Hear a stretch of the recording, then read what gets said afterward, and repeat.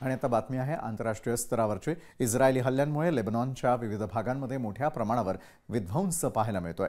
इस्रायलने पुन्हा एकदा मध्य बैरूतच्या बस्ता भागामध्ये हवाई हल्ला केलेला आहे आणि या हल्ल्यांमध्ये डझनभर लोकांचा मृत्यू झालाय।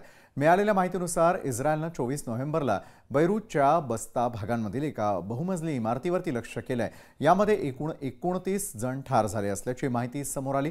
तसंच हा हल्ला लेबनॉनमधील एक विनाशकारी घटनांपैकी एक होता। याने संपूर्ण लेबनॉन हादरलेलं आहे। हवाई हल्ल्यांमध्ये बैरूतच्या दक्षिणेकडील दहेह भागामधील 12 हिजबुल्ला कमांड सेंटर्सना लक्ष्य करण्यात आलेलं आहे। तर हिजबुल्ला गटाचे गुप्तचर युनिट, समुद्रातून प्रक्षेपित क्षेपणास्त्र युनिट आणि पोझिशन समाविष्ट असलेल्या युनिट 4400 या शस्त्रास्त्र तस्करी करणाऱ्या तळांवरही हल्ले इस्रायलने केलेले आहेत। त्यामुळे हिजबुल्ला गटाचे दहशतवादी हल्ल्यांची योजना आणि अंमलबजावणी करण्याची कार्यक्षमता कमी झाल्याचं इस्रायल संरक्षण दलाने म्हटलेलं आहे। तर बैरूतमधील मृतांची संख्या 20 वरून आता 29 वर गेलेली आहे। बचाव पथकांनी ढिगारा हटवून बचाव कार्य सुरू ठेवलेलं आहे। मात्र जोरदार गोळीबार आणि हल्ल्यांमुळे बस्तामध्ये मोठ्या प्रमाणामध्ये नुकसान झाल्याची माहिती लेबनॉनमधील आरोग्य मंत्रालयाने दिली आहे।